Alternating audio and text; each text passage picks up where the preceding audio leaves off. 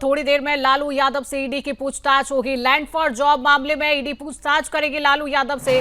Patna ED कार्यालय में लालू यादव से पूछताछ होगी। कल राबड़ी देवी तेज प्रताप यादव से सवाल हुए थे, तो बड़ी खबर आप तक पहुंचा रहे हैं। थोड़ी ही देर में ईडी लालू यादव से पूछताछ करती हुई नजर आएगी। लालू यादव पर ईडी का शिकंजा नजर आ रहा है। कल राबड़ी देवी और तेज प्रताप से पूछताछ हुई थी, तो लालू यादव ईडी दफ्तर पहुंच चुके हैं और अब ईडी उनसे कई सवाल करती हुई नजर आएगी। तो बड़ी खबर आप तक पहुंचा रहे हैं, लालू यादव से ईडी की पूछताछ। लैंड फॉर जॉब मामले में ईडी की पूछताछ होगी।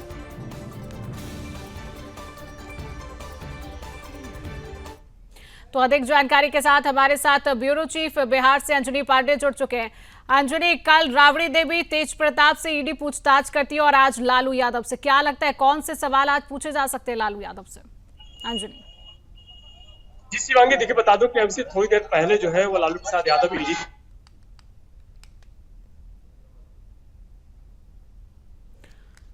फिलहाल संपर्क नहीं हो पा रहे अंजनी से, तो बड़ी खबर आप तक पहुंचा रहे थे जहां पर पटना में लालू यादव से सवालों की बौछार होगी। ईडी तमाम सवाल आज लालू यादव से पूछेगी। ईडी के निशाने पर लालू यादव हैं।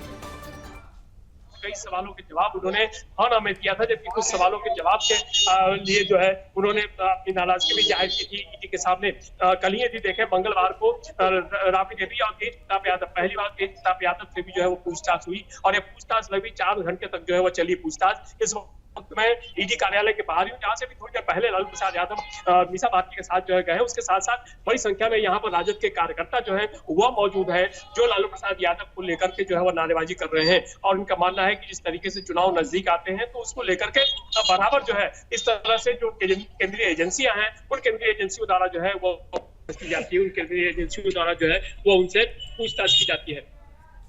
बिल्कुल अंजनी, आज ईडी सिर्फ लालू यादव से पूछताछ करेगी या फिर आगे लालू यादव की मुश्किलें अब और भी बढ़ सकती हैं?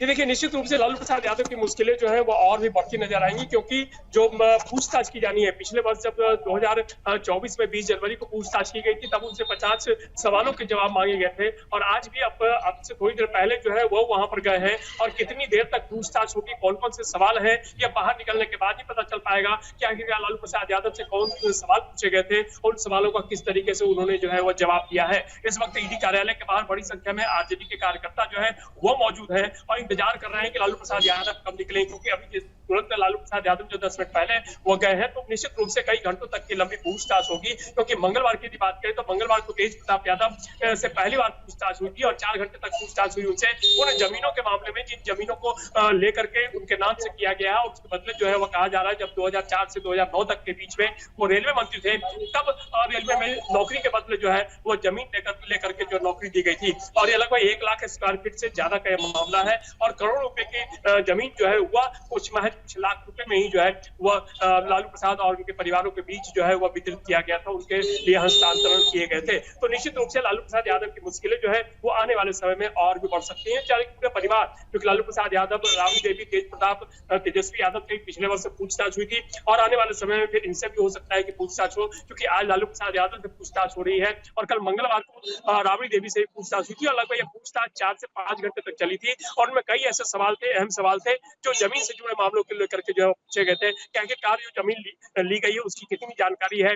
पटना में भी जो मॉल था, जो बड़ा मॉल बनाया जा रहा था, उसके बारे में जानकारी ली गई। साथ ही साथ दिल्ली में भी जो तेजस्वी यादव के नाम से जो मकान है उसके बारे में भी जानकारी ली गई। तो जिन जमीनों के बारे में कहा जा रहा है कि जमीनों के बदले नौकरी ली गई, उन जमीनों के बिल्कुल अंजनी, ईडी के घेरे में लालू यादव, अब कुछ समय बाद पता चलेगा कि क्या सवाल लालू यादव से पूछे जाते हैं। फिलहाल तमाम जानकारी साझा करने के लिए अंजनी आपका बहुत बहुत धन्यवाद।